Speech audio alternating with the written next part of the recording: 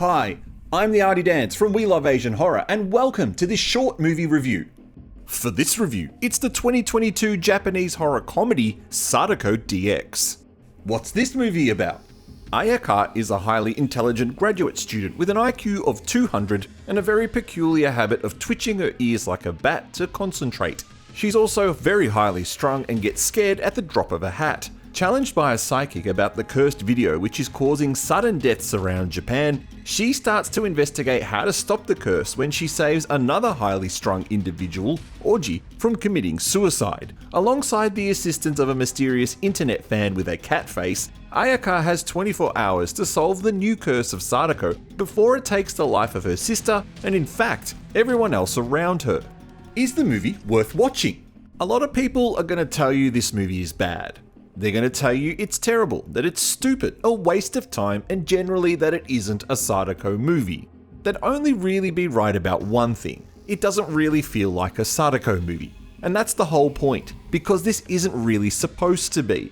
This is very clearly a movie that has taken aim at the pandemic and the hysteria around it, and used Sadako as a means of delivery. Yes, Sadako is in it, and yes, this is a far better film than the Sadako of 2019. Sadako's gone back to her VHS roots, but thanks to the internet, the video has also spread like wildfire there, with the realization that it could wipe out humanity as we know it. Sounds familiar, right? In order to not sound utterly ridiculous, because let's face it, the plot is silly, the movie has resorted to humor, and for the most part it works quite well, including the end credits sequence that's actually quite humorous and reminded me a little bit of the 2019 Korean zombie film The Odd Family. People who are after a serious Ring film are the ones who are going to be disappointed. This movie is not about the Ring and Sadako Yamamura.